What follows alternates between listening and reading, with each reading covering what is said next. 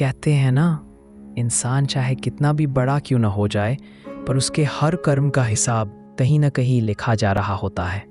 मुझे ये बात समझ में बहुत देर से आई, लेकिन जब आई तब मेरी ज़िंदगी बदल गई। मैं एक साधारण सी लड़की हूँ, सपनों से भरी, मासूम सी, पर मेरी ज़िंदगी में कुछ ऐसे मोड़ आए कि मैंने बहुत दर्द झेला। कभी रिश्तों में धोखा, कभी अपनों की बेरुखी, कभी हालातों की मार। कई बार लगा कि अब और नहीं सह पाऊंगी।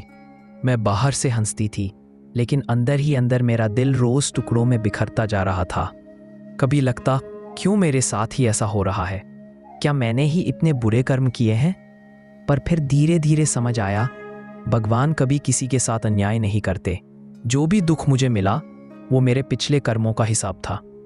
और सच कहूं, यही एहसास मेरे लिए सबसे बड़ा सबक बन गया, क्योंकि जब भी मैं किसी को दर्द देने लगती तो ये लाइन मेरे कानों में गूंजने लगती। कर्म का लेखा जोखा चुपचाप लिखा जाता है और मरने का दिन अचानक आता है। सोचो, जब मौत अचानक सामने आ जाए तो हमारे पास सिर्फ हमारे कर्म होंगे। ना पैसा साथ जाएगा, ना शोहरत, ना लोग, सिर्फ हमारे अच्छे या बुरे कर्म।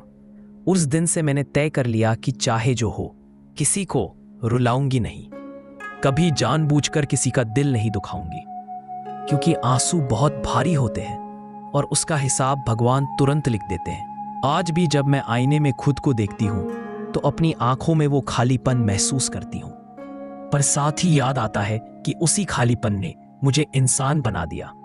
मुझे सिखा दिया कि जिंदगी छोटी है, पर अच्छे कर्मों से उसे बड़ा बनाया जा सकता है। और शायद यही वजह है कि अब मेरी सबसे बड़ी दुआ बस यही है, हे भगवान, जब मेरा दिन आए तो मैं मुस्कुराते हुए जाऊं और पीछे बस अच्छे कर्म छोड़ जाऊं।